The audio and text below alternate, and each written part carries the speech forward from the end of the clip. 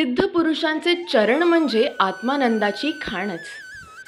प्रारब्ध योगाने बद्धजीव सद्गुरूंच्या सानिध्यात येतो आणि जेव्हा सर्व भावे त्यांच्या चरणांपाशी लीन होतो तेव्हा सद्गुरूंच्या ममतेचा, वात्सल्याचा अमृत वर्षावच त्याच्यावर होतो. अनन्य भावे सद्गुरूंना शरण गेल्यास व मनात त्यांच्याबद्दलचा कोणत्याही प्रकारचा विकल्प न ठेवल्यास स्वतःसहित अगदी चिंता, क्लेश, अहंकार, सुखदुःख अशा सर्व गोष्टींचा भार निशंकपणे सद्गुरूंवर सोपवल्यास सद्गुरू आपला उद्धार करणारच. बहुज्ञानियांनी सांगितले ज्ञान, हृदयी धरावे संत चरण. संत चरणांच्या असाधारण शक्तीची ग्वाही प्रवचनाच्या एक एक शब्दातून गोंदियामधील भाविकांपर्यंत पोहोचत होती.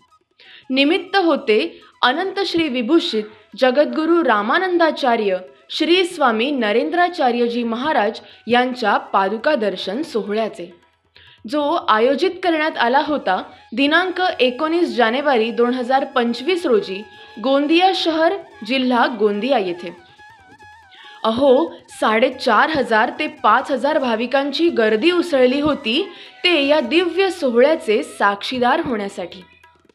आदल्या दिवशी म्हणजे 18 जानेवारीलाच परमपूज्य स्वामीजींच्या सिद्ध पादुकांचे शुभागमन झाले, ते म्हणजे यजमान श्री प्रमोद सुतार यांच्या निवासस्थानी.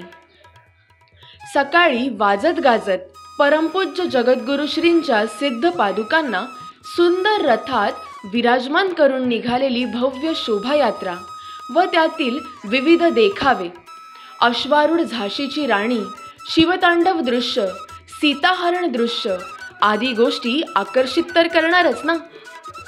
ढोल ताशांच्या गजरात परमपूज्य स्वामीजींच्या सिद्ध पादुकांचे कार्यक्रम स्थळी आगमन झाले. सुहासिनी भगिनींनी मनोभावे त्यांचे औक्षण केले.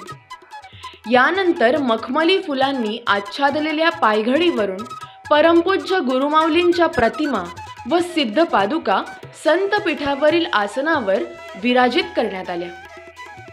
वेदसंपन्न पुरोहितांच्या मार्गदर्शनाने परमपूज्य स्वामीजींच्या सिद्ध पादुकांचे यजमानांच्या हस्ते पूजन करण्यात आले. यावेळी सुमारे 350 भाविकही नित्यपूजेतील श्री पादुकांचे पूजन अगदी देहभान विसरून करत होते. माननीय आमदार विनोद अग्रवाल, माजी आमदार राजेंद्र जैन, विधान परिषद अशा विविध माननीय प्रमुख पाहुण्यांनी या सोहळ्यावेळी परमपूज्य जगद्गुरू श्रींच्या सामाजिक व आध्यात्मिक कार्याबद्दल गौरवोद्गार काढले.